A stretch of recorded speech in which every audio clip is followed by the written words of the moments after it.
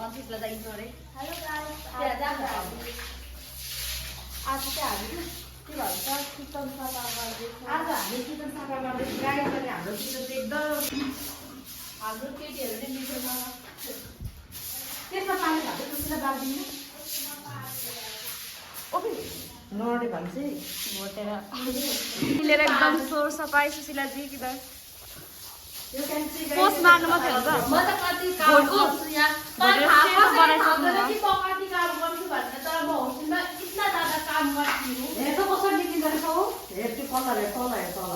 Wow my God दिदी म गर्छु न बाजी नगर्नु यति तल आफै गर्छु। Wow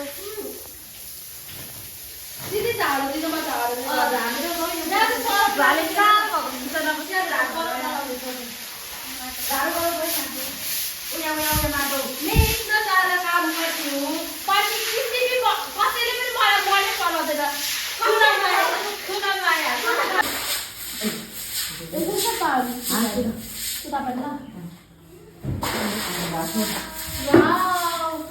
out out out out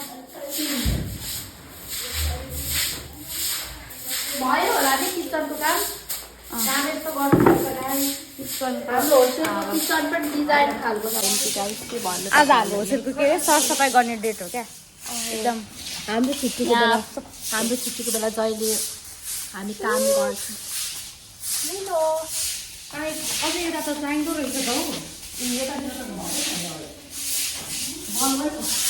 त्यो फलन अझै उता उता पनि छ है। किसने इधर रखा उता बच्चाहरू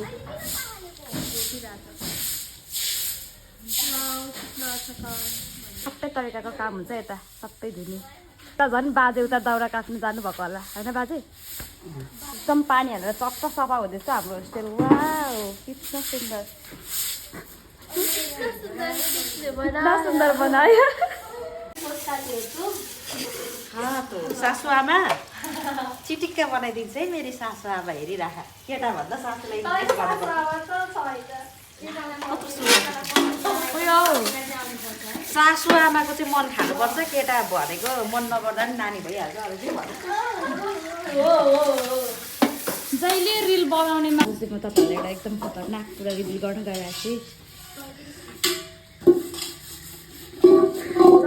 जहिले रिल बनाउने मान्छे आज भाडा बोलिरहेको छ है।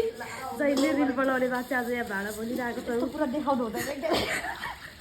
जहिले रिल बनाएर बस्ने मान्छे आज एकदम मजाले भाडा बस्छ। सबै काम गर्छ सबै सबै